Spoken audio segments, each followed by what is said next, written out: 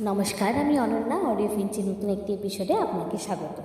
আমাদের আজকের পরিবেশনা অসমাপ্ত প্রেম। রাতুল একটি মধ্যবিত্ত বাড়ির অতি সাধারণ সহজ সরল ছেলে। সে কখনো তাকে নিয়ে ভাবেনি। দুই দিদির পরে সে একমাত্র ছেলে।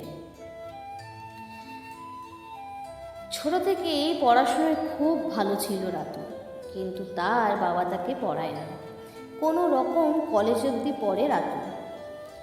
রাতুল মাধ্যমিক ও উচ্চ মাধ্যমিকে স্টার পাওয়া ছাত্র, কিন্তু জীবনের নির্মম পরিহাস তাকে পড়তে দেয়নি। রাতুলের যৌথ পরিবার, কষ্ট, দুঃখ ও দারিদ্রতা খুব কাছ থেকে দেখেছে রাতুল। পড়ার ইচ্ছে থাকলেও কখনো বাবাকে বলে উঠতে পারে না যে সে পড়তে চায়। সেও পড়বে। পরিবারের চাপে খুব অল্প বয়সেই পড়াশুনো ছেড়ে কাজে যেতে হয় রাতুলকে। রাতুল তার সব শখ আহ্লাদ বিসর্জন দেয়। রাতুল পরিবারের সুখের জন্য নিজের জীবন বলি দেয় দিনের পর দিন। রাতুল এখন মোটামুটি ভালোই একটা উপার্জন করে। সে তার নিজের একটা বাড়ি করে। একদিন রাতুল ও শ্রেয়সীর দেখা হয় তার এক আত্মীয়র বাড়িতে। শ্রেয়সী ও রাতুলের মধ্যে বন্ধুত্ব হয়। ধীরে ধীরে রাতুলের ভালো লাগে শ্রেয়সীকে।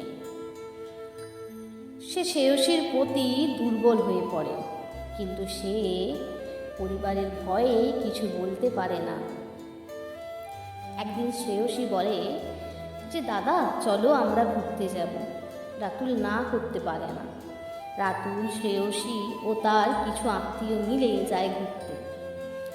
রাতুল লক্ষ্য করে শ্রেয়সী কেমন অস্বাভাবিক একটা আচরণ করছে তার সাথে, যেগুলো শ্রেয়সীর করার কথা নয়।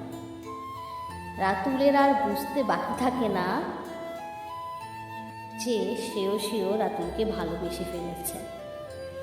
রাতুল ও শ্রেয়সী কেউ কাউকে বলে উঠতে পারে না পরিবারের চাপে।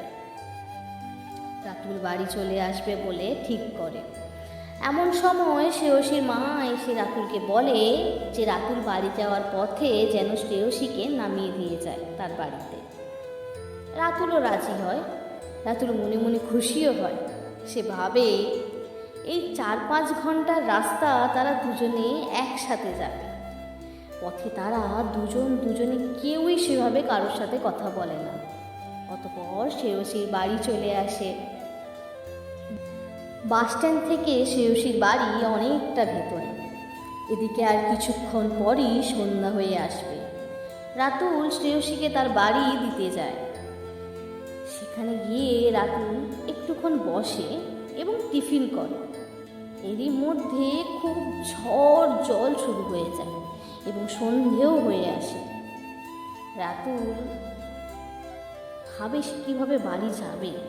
রাতুলের বাড়ি যেতে এখনও এপাশ ওপাশ করে 40 থেকে 45 মিনিট লাগবে। শ্রেয়সীর বাবা ও দাদা রাতুলকে আর বাড়ি যেতে দেয় না।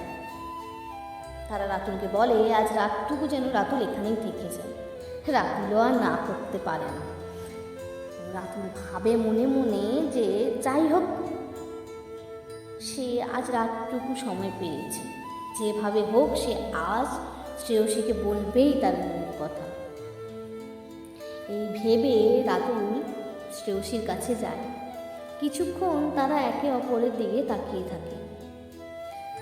রাতুল শ্রেয়সীকে তার মনের কথা বলবে, ঠিক এমন সময়ে শ্রেয়সীর দাদা এসে উপস্থিত হয় সেইখানে। রাতুলের আর বলে ওঠা হয় না। পরের দিন সকাল সকাল রাতুল বাড়ি চলে যায়, কিন্তু তাদের একে অপরের ফোন নাম্বার নেওয়া হয় না। রাতুল মন মরা হয়ে থাকে কিছুদিন। সে ভাবে হয়তো সে আর বলতে পারবে না শ্রেয়সীকে। হঠাৎ তখনই রাতুলের ফোনে একটা নোটিফিকেশান আসে। রাতুল দেখে শ্রেয়সী তাকে ফেসবুকে ফ্রেন্ড রিকোয়েস্ট পাঠিয়েছে।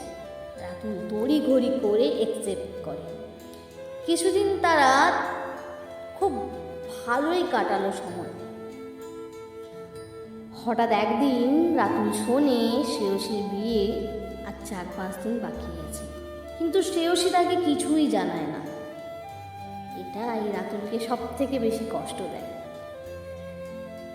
রাতুলের বাড়িতে শ্রেয়সীর বাবা মা বিয়ের নিমন্ত্রণ দিতে আসে।